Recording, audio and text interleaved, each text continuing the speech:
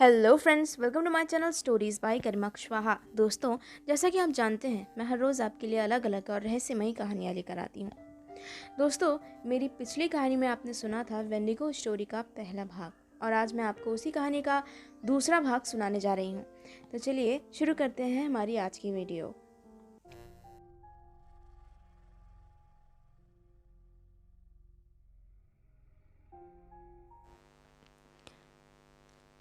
तो ठीक है मेरे बेटे, हम जल्दी ही यहाँ से निकलेंगे, पर यहाँ से जाने से पहले हमें कुछ तैयारियाँ करनी पड़ेंगी, क्योंकि जहाँ हम जा रहे हैं वो जगह बहुत ख़तरनाक है, जिसका तुम्हें अंदाज़ा नहीं है।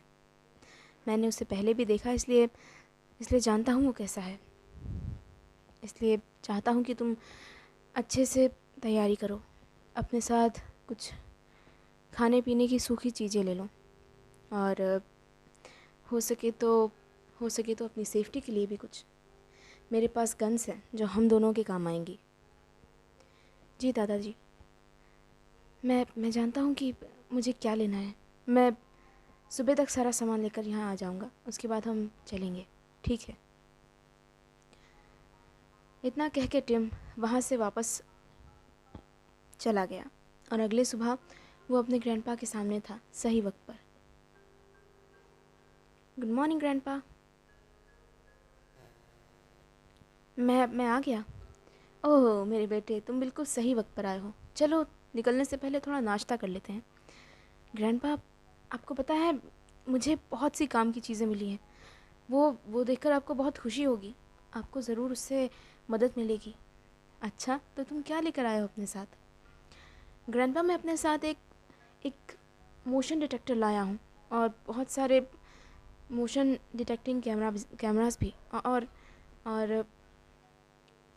हम उन कैमरास को जंगल में हर तरफ लगा देंगे। मेरा मतलब है, जहाँ भी उसे ज़्यादा देखा जाता है, और जब भी वो उसके सामने से गुजरेगा, वो उसकी इमोशन को डिटेक्ट कर लेंगे, और उसके बाद हमें पता चल जाएगा कि वो कहाँ था।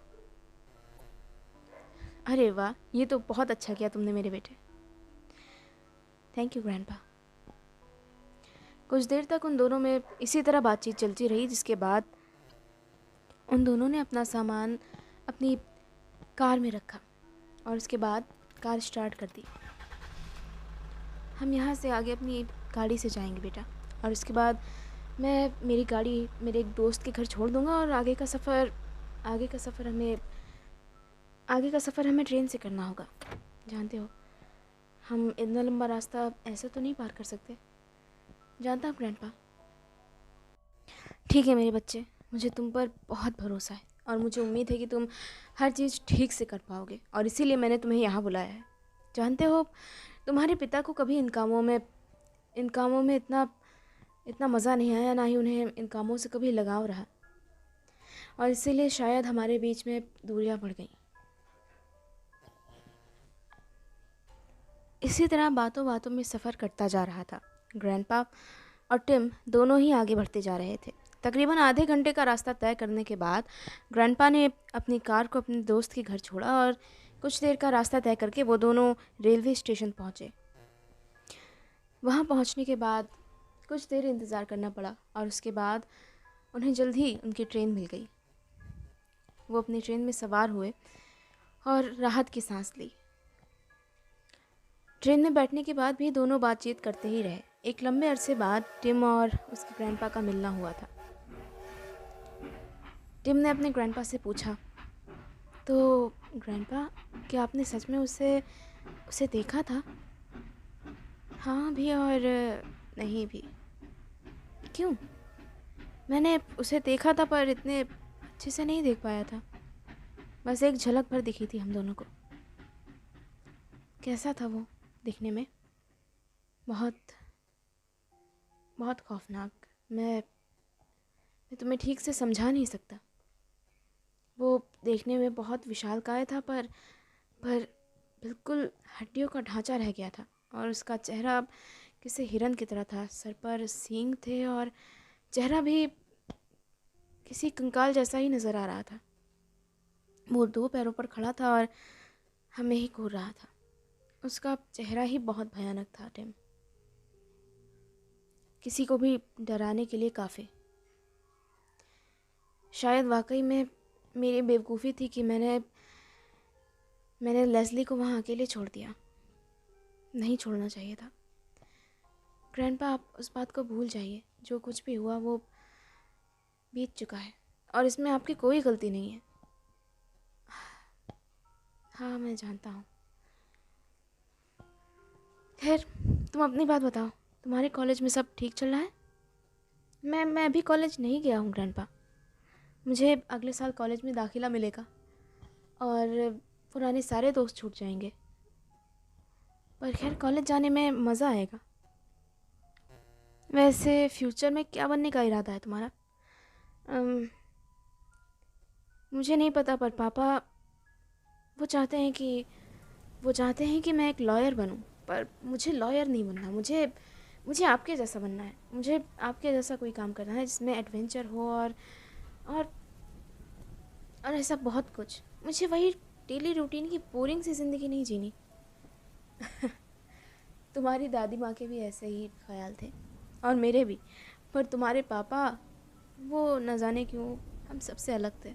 उसे हमेशा से मेरे काम से चिढ़ होती थी, पता नहीं क्यों।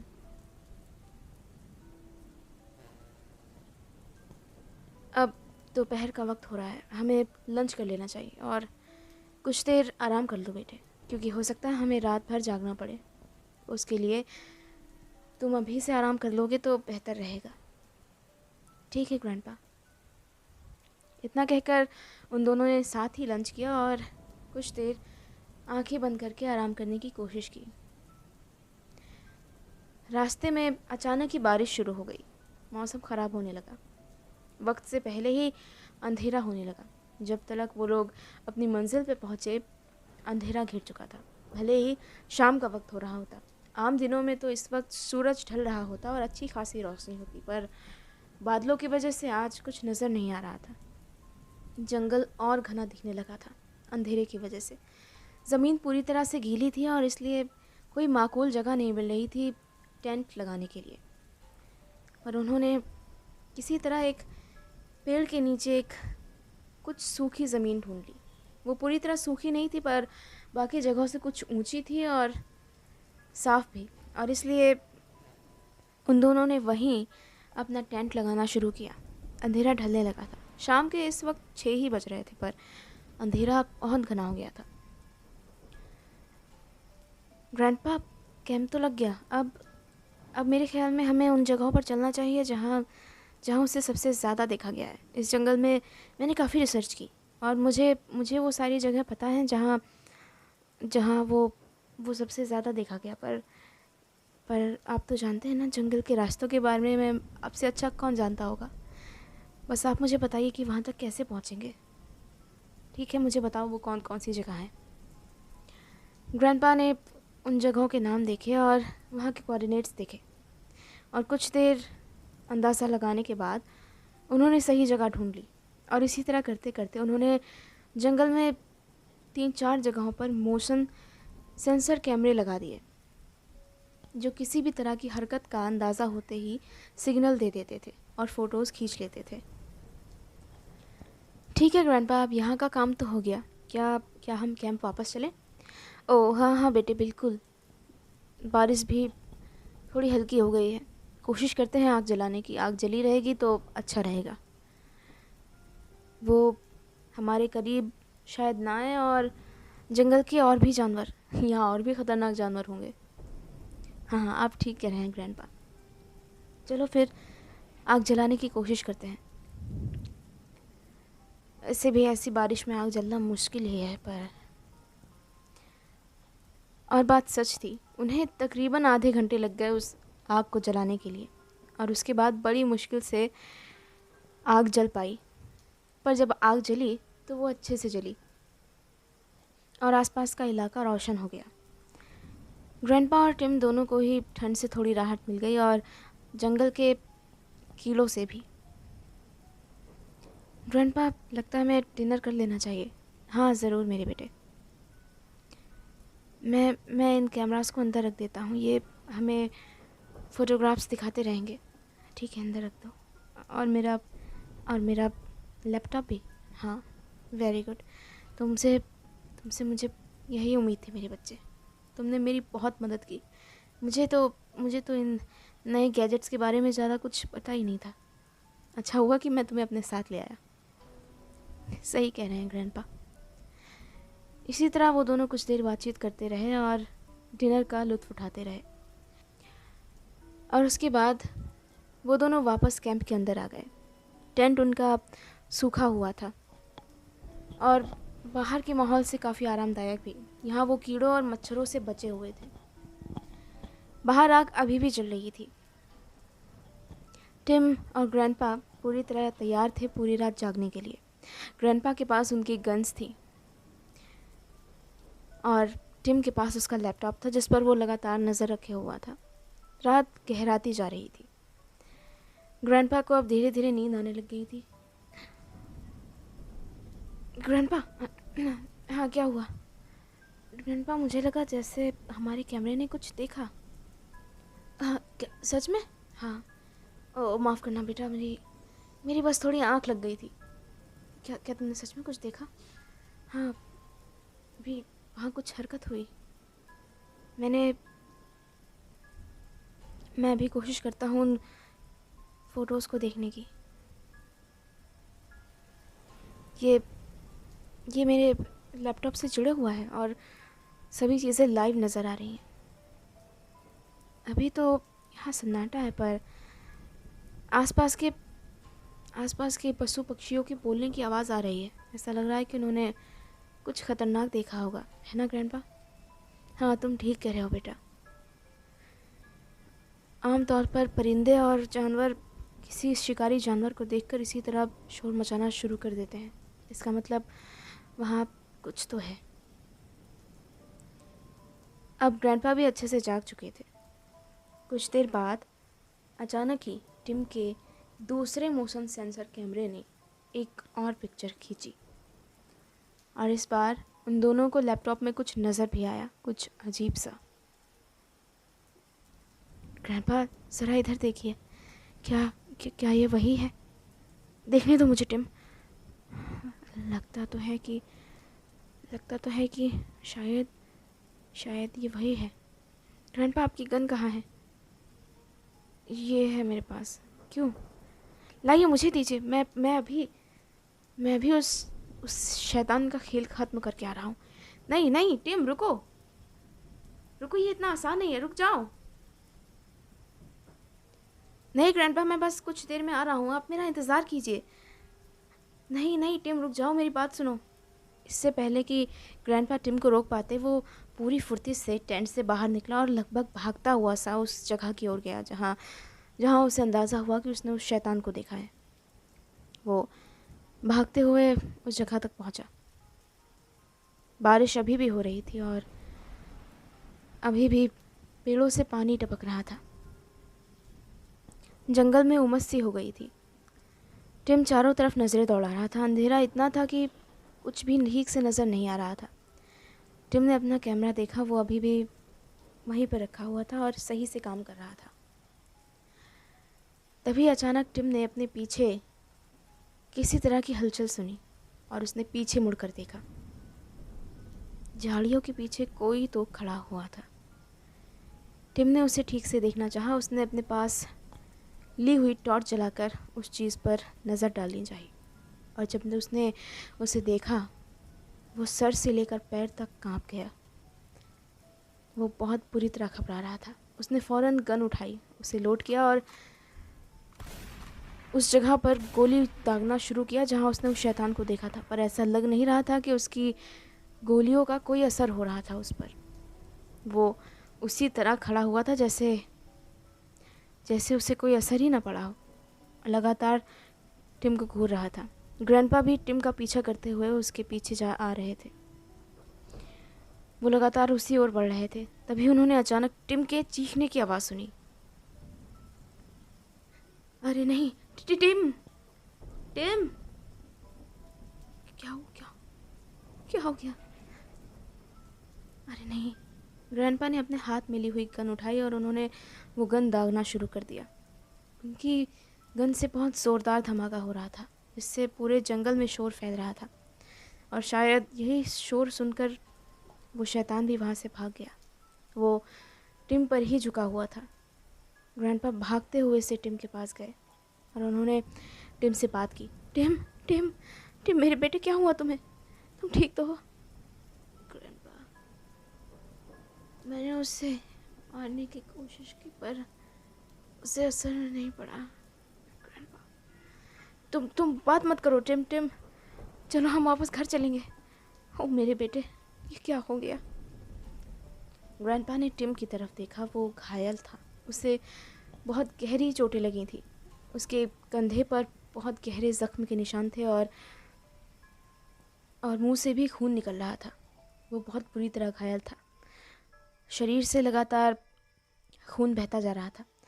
ग्रैंडपा फौरन उसे कैंप तक ले आए किसी तरह सहारा देकर, और उसके बाद उन्होंने उसके घाव पर फर्स्ट एड देने की कोशिश की। और उसके बाद उन्होंने वहाँ आसपास एक स्थानीय हॉस्पिटल ढूंढा जितनी जल्दी हो सके, पर फिर भी टिम का बहुत खून बह चुका था।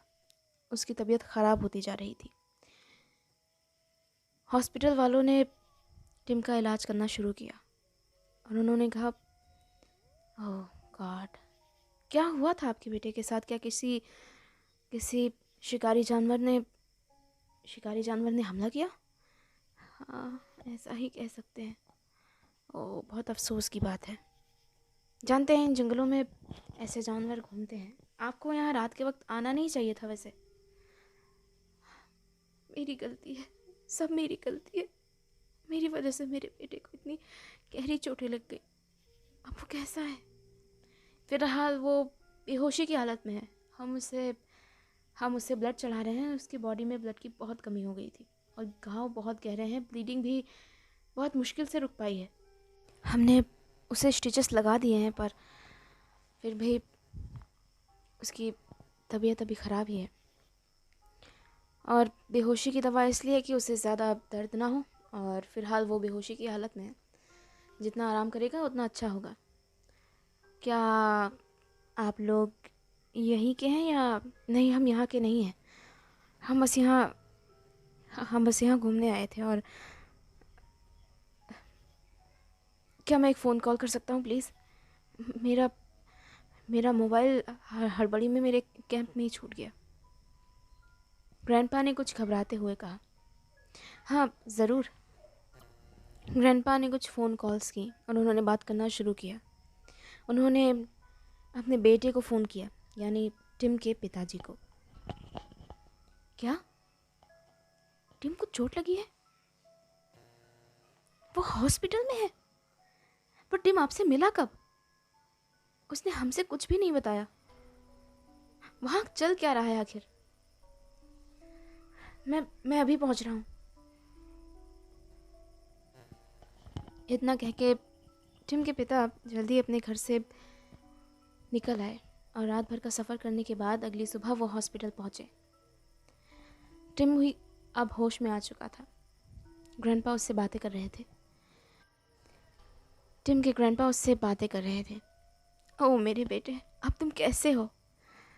क्या तुम्हें दर्द हो रहा है? थोड़ा सा ग्रैंडपा। ओह मेरे बेटे, आई एम सॉरी। ये सब कुछ मेरी वजह से हुआ है। मुझे तुम्हें वहाँ नहीं ले जाना चाहिए था। I am so sorry. नहीं नहीं ग्रैंडपा, नहीं ग्रैंडपा, आपकी गलती नहीं है। मुझे लगा कि मैं उसे हरा सकता हूँ, पर वो बहुत ताकतवर था ग्रैंडपा, और वाकई वो बहुत डरावना भी था। मैंने उस पर कितनी कितनी गोलियां दागी पर उस पर कोई असर नहीं हुआ। वो अपनी जगह से हिला तक नहीं ग्रैंडपा। ओह मेरे बेटे, तुम्हारी गलती नहीं है। मुझे तुम्हें अपने साथ नहीं ले जाना चाहिए था। मुझे पता था कि वो कितना ख़तरनाक है। वो दोनों बातें कर ही रहे थे कि तभी अचानक से रूम में कोई बहुत हड़बड़ी के साथ घुसा। कहाँ है टिम?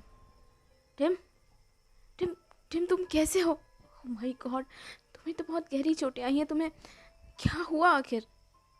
और तुम ग्रैंडपा से कब मिले? तुम लोग यहाँ कैसे आ गए? कुछ समझ नहीं आ रहा मुझे तो। क्या तुम मुझे इतनी सी बातें बता भी नहीं सकते? डैड, ब्रूस, शांत हो जाओ। उसकी गलती नहीं है, मैंने उसे बुलाया था। और आपसे उम्मीद भी क्या की जा सकती है? आप शुरू से ही शुरू से ही इन सन की चीज़ों के पीछे पागल रहे हैं। आपकी आपकी इन्हीं आपकी इन्हीं पागलपंतियों के चलते मॉम एक दिन चली गई थी, और अब आप मेरे बेटे के पीछे पड़े हुए हैं। मैं ऐसा आपको हरगिज़ नहीं करने दूंगा। नहीं नहीं रूस, मेरी बात सुनो। मैं ऐसा नहीं करना चाहता था। मेरी मेरी मेरी ऐसा कुछ भी करने की कोई भी मंशा नहीं थी। मैं बस उसे अपने साथ ले जाना चाहता था। बस मैं किसी की मदद चाहता था जो जो मेरी मदद कर सके। आई एम सो सॉरी, मैं उससे चोट नहीं पहुंचाना चाहता था। आप क्या करना चाहते थे मुझे उससे मतलब नहीं है। आप आप हमेशा ही ऐसा करते हैं। आप आप मॉम को आप मॉम को भी ऐसी खतरनाक चीज़ों के पीछे लेके गए, जबकि आपको पता था कि वो बीमार है और उनके पास ज़्यादा वक्त नहीं बचा था उस वक्त। आप चाहते थे उन्हें आराम से रहने देते, उनकी बची हुई ज़िंदगी चैन से जीने देते, पर आपने ऐसा नहीं किया। आप उन्हें जंगल ले गए। आपने उन्हें और आपने उन्हें खो दिया। नहीं मेरे बेटे, आई एम सॉरी कि तुम्हें तुम्हारी माँ के साथ ज़्यादा वक्त बिताने को नहीं मिला। टिम को उसकी ग्रैंड माँ को देखने का मौका नहीं मिला, पर उसमें मेरी गलती नहीं है। आप जो भी हो, आप मेरे बेटे को कहीं नहीं लेकर जाएंगे। और टिम, आज से तुम मेरे साथ रहोगे। मैं तुम्हें स्कूल के हॉस्टल से निकाल रहा हूँ, समझे तुम? और तुम जो भी काम करोगे मुझे बता कर करोगे। आखिर यहाँ चल क्या रहा था? आखिर हुआ क्या इसे? डैड प्लीज़, ग्रैंडपा पर मत चिल्लाइए। तुम आराम करो टिम, तुम्हें नहीं पता है, तुम इन्हें जानते कितना हो। पर डैड, उनकी कोई गलती नहीं है। मुझे कोई मतलब नहीं, किसी की गलती नहीं। फ़िलहाल के लिए तुम ठीक हो जाओ और उसके बाद हम घर वापस चलेंगे। वहाँ किसी बेहतर हॉस्पिटल में चलेंगे। ये हॉस्पिटल है या जानवरों का जू? हर तरफ कितनी गंदगी है यहाँ पर।